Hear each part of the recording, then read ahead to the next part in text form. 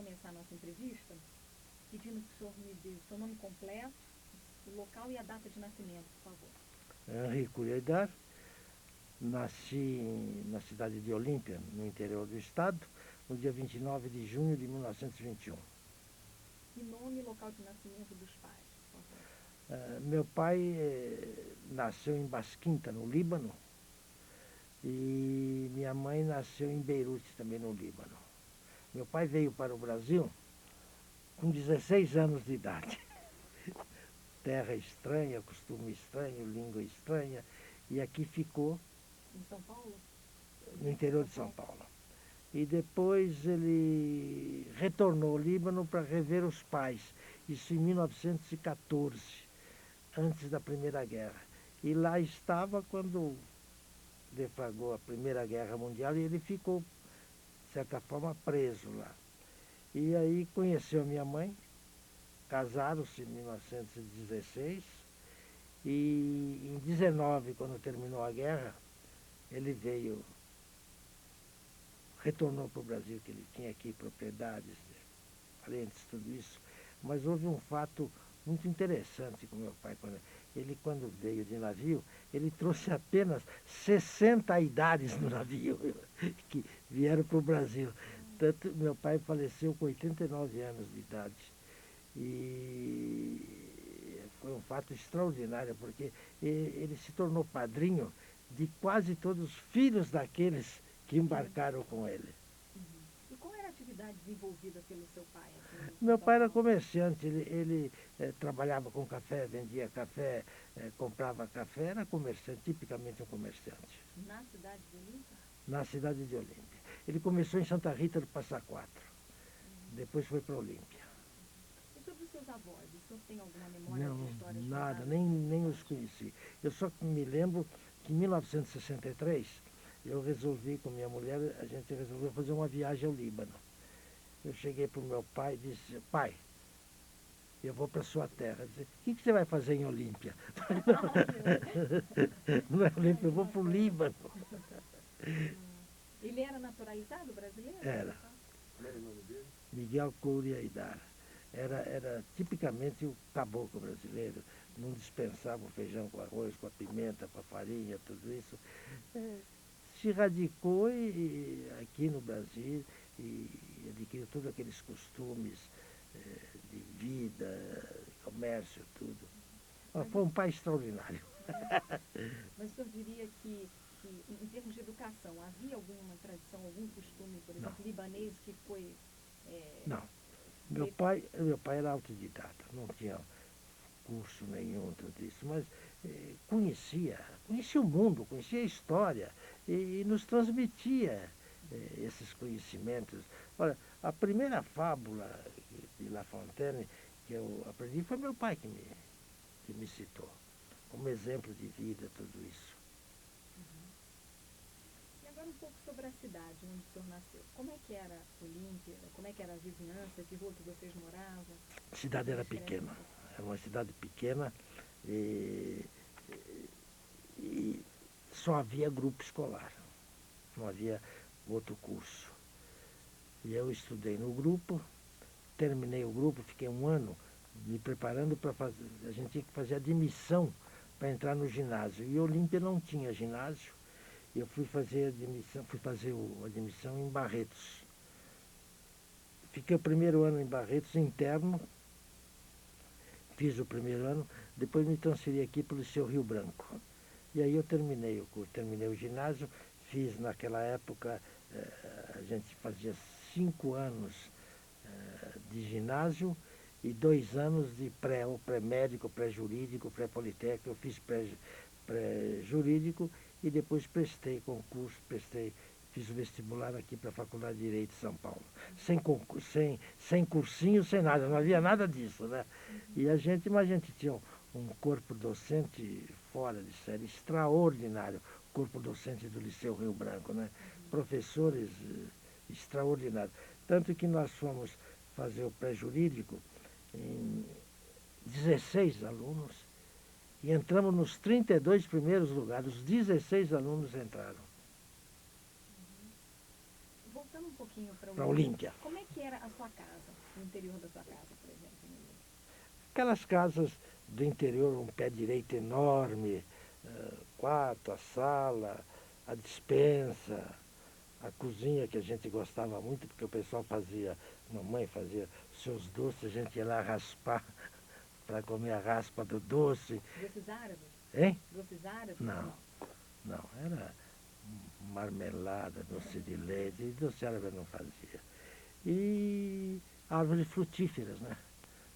Fruta do conde, manga, mamão, laranja, mexerica, como uma garagem, que eu me lembro que meu pai comprou um carro em 1929, é um Chevrolet, chamavam Ramona, um negócio assim. E quando veio a crise de 29, não havia R$ 200 para comprar um litro de gasolina. Então o carro ficava na garagem e servia de guarda-louça para guardar as coisas lá. Tal. Não havia as bombas. Naquela época, os carros eram abastecidos com umas latas desse tamanho de gasolina, porque só depois que foi instalada uma bomba lá em Olímpia, foi uma novidade. Quando foi instalada uma bomba, todo mundo foi ver. Mas não havia eletricidade para tocar a bomba. Então o pessoal ficava na mão tocando aquela manivela. Era uma vida muito diferente, né? Uma vida calma. Quando alguém de Olímpia vinha para São Paulo, uma curiosidade geral. Todo mundo queria saber no retorno.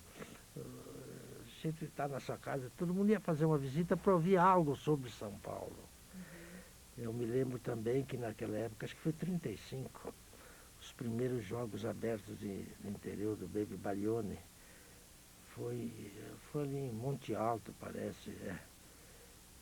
Foi um negócio. Então o pessoal do Olímpia que praticava esporte, que tinha qualquer coisa, foi para lá. Foi uma coisa tremenda. Construiu-se em Olímpia a primeira quadra de bola cesto, tudo novidade. Mas tinha o futebol, que o Olímpia tinha um time até bonzinho, jogou com os uruguaios que jogaram aqui em São Paulo e jogaram lá. E eu, desde cedo, era apaixonado. Mas a minha casa era uma casa comum, muita cordialidade.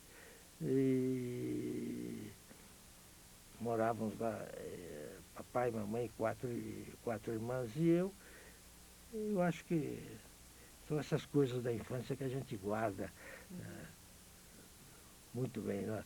Me lembro mais, às vezes minha mãe ficava louca da vida comigo, que depois do almoço o pessoal saía, né? Eu espalhava açúcar na mesa lá e catava lá as moscas, botava num vidro para ir pescar lambari lá no rio. Eu gostava muito de pescar. Então, uma vida calma. Como é que era a vizinhança? Também tinha muito descendente, muito libanês, Não. muito imigrante? Meu ali? vizinho da frente era um senhor de descendência italiana, Vicente de la Manha, era um maestro. Ele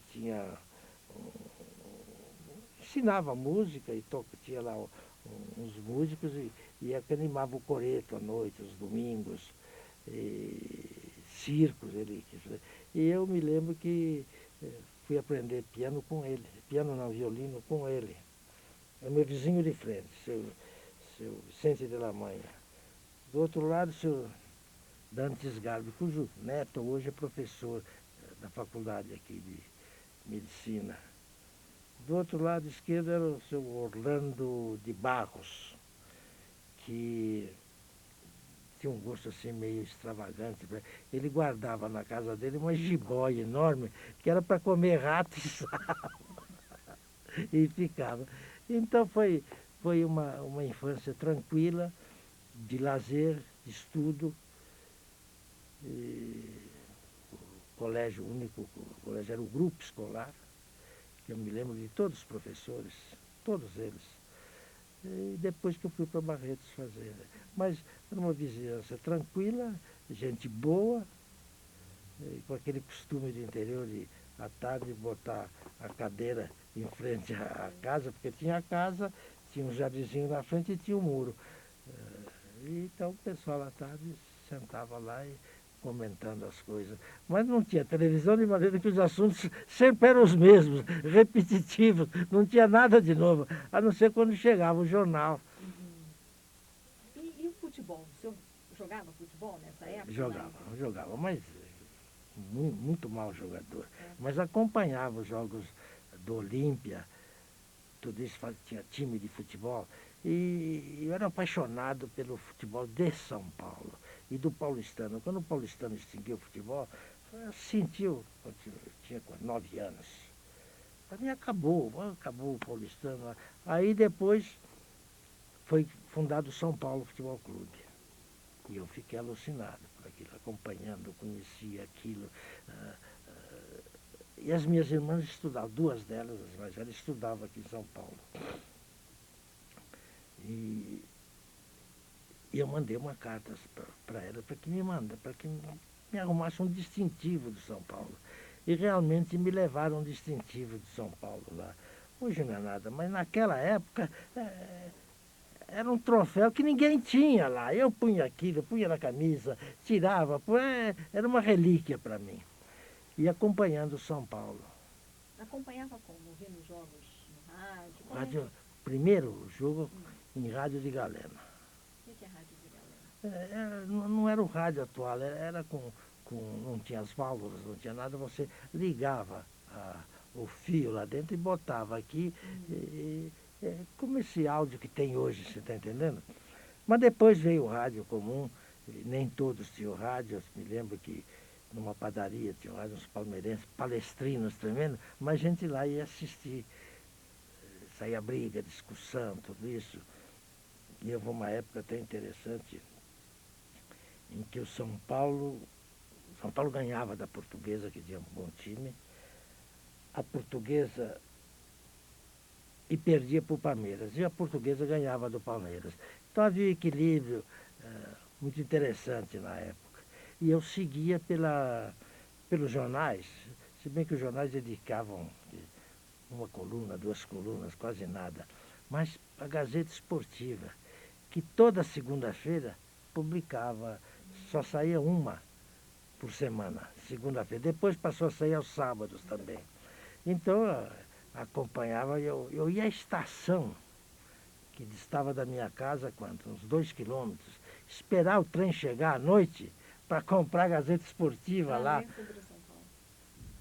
Para ouvir sobre o São Paulo, tudo isso. Tanto que eu cheguei a São Paulo em 1935, numa quinta-feira, numa sexta-feira, e no domingo fui ver o São Paulo jogar. Ainda com o velho esquadrão de Luizinho, Zarzur, o Frederich, eu vi o Frederich jogar. E a hora que eu cheguei no campo, era na Floresta, nossa senhora, aquele é isso, aquele é aquele e tal. Foi um jogo São Paulo e São Cristóvão. Foi o primeiro jogo que você assistiu? Empate de 1-1. O gol do São Paulo foi feito por Zarzur, nunca mais esqueci, e pelo São Cristóvão o gol foi por Dodó. Os dois eram centro-médio naquela ocasião, era centro-médio. Foi o primeiro jogo, depois não perdi mais jogo, né? Acompanhei o São Paulo em tudo. Apaixonado pelo São Paulo. Mas, por exemplo, o São Paulo, o seu pai, por exemplo, torcia para que time? Acontece, minha filha, que eu fiz a família toda São Paulina. Todo mundo passou a torcer para São Paulo para me agradar, para me ver contente. Né? Então o papai ficava contente, claro, ainda no fim da vida dele, quando havia uma vitória boa de São Paulo, ele ficava contente. Me era o primeiro a me telefonar para me cumprimentar, tudo isso. A minha mãe, todo mundo virou São Paulino. Agora, sobre a sua ida para Barretos, o senhor estudava? Eu estudava. Na ocasião, me lembro, o primeiro dia, eu sempre digo, nós passamos agora, dia 4 de fevereiro, agora, nunca mais esqueci a data, 4 de fevereiro de 1934. Eu saí de Olímpia para ir para Barretos. Peguei com meu pai uma jardineira era o ônibus que era todo aberto, com aquela dificuldade, e saía de Olímpia às 7 horas, 9 horas chegava numa cidadezinha, no Itambé. Essa cidade sumiu em razão de uma tromba d'água, sumiu a cidade. E às 11 horas chegava em Barretos. Então levava 4 horas de Olímpia a Barretos. Hoje, meia hora você vai. Então fui lá, estudei, fiz a admissão uma semana depois, estava bem preparado, passei, foi tudo bem para mim. E lá em Barretos me entrosei lá com a turma logo, que eu não conhecia ninguém, né? O caipirão estava lá em Barretos, nunca tinha visto uma cidade pavimentada. E aquilo para mim era. Ficava com inveja, a Olímpia não tem isso, precisava ter também. E nossa diversão lá em Barretos, aos domingos, depois do almoço lá no colégio, a gente ia numa chácara do Chico Moura, o dono da chácara, pagava R$ 200. Hoje não tem referência para R$ 200, não sei o que seja. Nem um palito de fósforo hoje custa mais do que R$ 200. E você ficava o dia todo na chácara chupando jabuticaba. Não podia trazer, mas podia Ficar lá. ficar lá. Uhum. E o futebol nessa época da sua vida? O senhor já era mais velho? Continuava, Continuava acompanhando.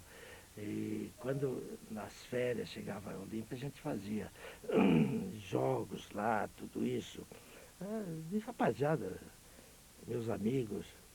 E lá em Barretos, no colégio, o futebol não era muito difundido, mas era o boloncesto. Então organizei um time e tal, e fomos jogar em Olímpia, contra Olímpia. E eu sempre gostei muito de esporte. Não pratiquei, mas gostei muito, viu? Futebol e boloncesto. Muito, muito, muito. O senhor jogava? O senhor jogava ou não jogava? Não, jogava. Era mais de administrar e organizar. Jogava porque eu era dono da bola. Né? Uhum. E qual foi o seu primeiro emprego, doutor Henrique?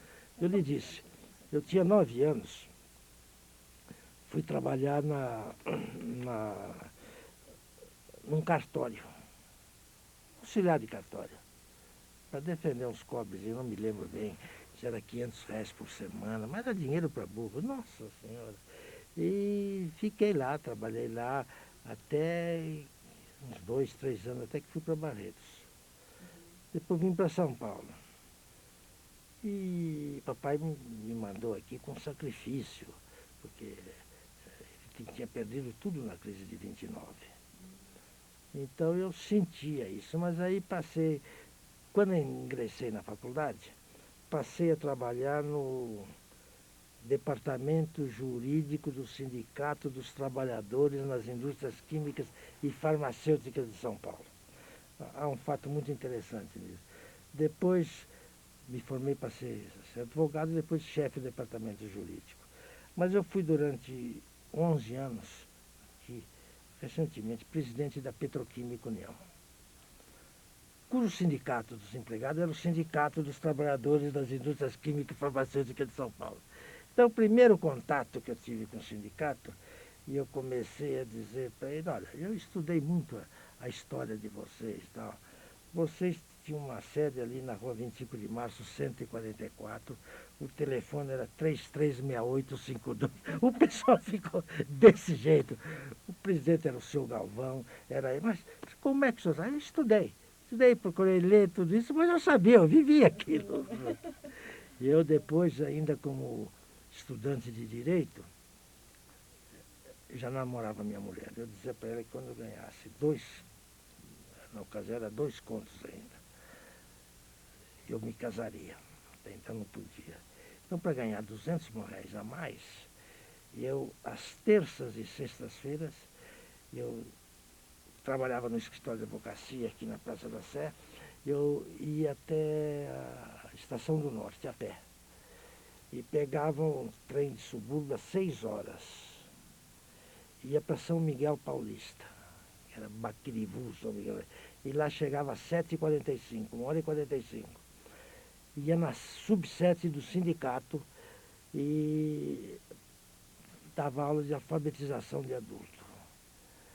Saía de lá 15 para as 10 para pegar o trem às 10 horas e 15 para meia-noite eu chegava aí na Estação do Norte, subia de Brás até a Praça da Sé a pé, depois pegava o bonde de Vila Buarque até a pensão, tudo isso. Então a minha vida não foi dura, viu? Foi dura para burro, mas foi boa. Eu tenho gratas recordações dessa época.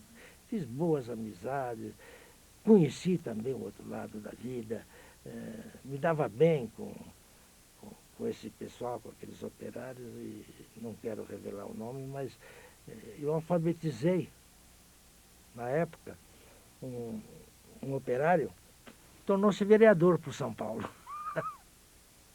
Que bacana, né? Agora, me conta um pouco como é que era São Paulo. O senhor se lembra da primeira impressão que teve ao chegar em São Sim. Paulo? Da primeira vez? Eu gosto de deixar a gente extasiante, né? Como é Uma que era a cidade cidade? deslumbrante. E eu, às vezes, estudava, não tinha recursos também para comprar livro. Eu frequentava muito a biblioteca municipal. Onde é a biblioteca hoje? Só que era pequenininha e tal. Ia lá, ficava estudando tudo isso. E às vezes ia pelo centro para passear, para ver amigos e principalmente para eventualmente ver um carro com a placa de Olímpia. Ah, é. Fi- O saudosismo, Ficava, né? saudosismo. Quando eu vinha para cá, minha mãe pegava uma caixa de sapato e botava ali o pé de moleque, doce de leite e tudo e tal, e a gente consumia na pensão durante o tempo, né, que desse. Mas eu não jogava a caixa fora. Aquela caixa representava algo de mim, representava a Olímpia. Você vê que a gente era criança. E quando eu voltava para a Olímpia, eu levava a caixa e largava lá. E como é que era? O senhor lembra de algum fato, por exemplo, já de estar em São Paulo, e o primeiro contato, ou de coisas de ouvir falar sobre o São Paulo Futebol Clube? Me lembro, eu acompanhava tudo no São Paulo, né? E quando São Paulo fez aquela fusão com o Tietê, acho que foi 35, e sumiu depois, fez uma fusão com o Estudante, e aí nasceu novamente o São Paulo. Eu acompanhei aquilo, fiquei entusiasmado, foi um sacrifício do pessoal tremendo. O velho Porfírio da Paz sacrificou seu patrimônio pelo São Paulo, para pagar as coisas do São Paulo. Então, eram homens que a gente ficava admirando pela dedicação que tinha o São Paulo. E eu, O senhor quando assistia a jogos? Via jogos? assistia, não perdia jogo de São Paulo. Agora eu vou te dizer, às vezes pagava ingresso, às vezes a gente passava por lá. Quando não tinha dinheiro, você ia de qualquer jeito, tinha que dar um jeito. Ou então entrar no final do jogo para você, quando abrir os portões. Assistir os jogos de São O Paulo. senhor lembra de algum jogo que tenha ali marcado, ficado na Me lembro, memória nessa época? 6-0 de São Paulo sobre o Palmeiras. Que foi quando esse jogo? Foi em 39, 38. Foi uma beleza. São Paulo ganhou de 6-0 do Palmeiras. No domingo seguinte perdeu de 4-0 da Portuguesa. Mas foi um jogo que me marcou. E um jogo de São Paulo e Corinthians, que o São Paulo devia ser campeão em 39 e estava ganhando de 1-0, aí caiu uma tempestade, lá no Parque São Jorge. Caiu uma tempestade tremenda. Suspenderam o jogo e o jogo continuou pelo tempo restante na terça-feira. E a gente tinha aula, tinha tudo isso, e ninguém foi à aula. Todo mundo assistiu o jogo. E o Corinthians empatou e foi campeão, qualquer coisa assim. 1-1, com um gol ilegal, que São Paulino chora até hoje, do Carlinhos, né? Que fez o gol com a mão. Mas eu me lembro de todos esses O senhor jogos. tinha um ídolo? Quem era o jogador que o senhor, assim, idolatrava algum jogador naquela época? Eu não tinha um jogador específico. Acompanhava muito o futebol. Eu tinha um amigo lá de Olímpia, Silvio, que tocava muito violão. E às vezes, de vez em quando, ele se reunia na pensão ali na Praça João Mendes, ali perto. Então eu conheci o Rafa lá, Jorge, que tinha sido até jogador de Olímpia. Eu não tinha, na ocasião, um ídolo específico do São Paulo. Mas eu achava uma injustiça tremenda quando o São Paulo perdia. O São Paulo tinha uns homens que não era nem conhecido, né? E ia jogar com o Palmeiras de Nascimento, Carneiro e Junqueira. Tunga, Dula e Tufi. E o São Paulo perdeu e achava que era injustiça, sempre achava que o juiz tinha roubado. Agora, depois a gente ficou acompanhando, quando São Paulo se reestruturou, no começo da década de 40, montou um esquadrão, passou a disputar os títulos. Então tinha jogadores que a gente adorava, inclusive o Leônidas Guilherme, o Sastre, Pardal, Teixeirinha, Zezé, Zarzur. E vi ainda no São Paulo da Floresta, em 35 aqui, o Orozimbo, que era um lateral extraordinário, depois foi para o Fluminense e ficou lá como funcionário administrativo do Fluminense. Mas eu seguia tudo isso, tudo isso. Eu me lembro mais tarde, quando nós fomos pela primeira vez campeões brasileiros,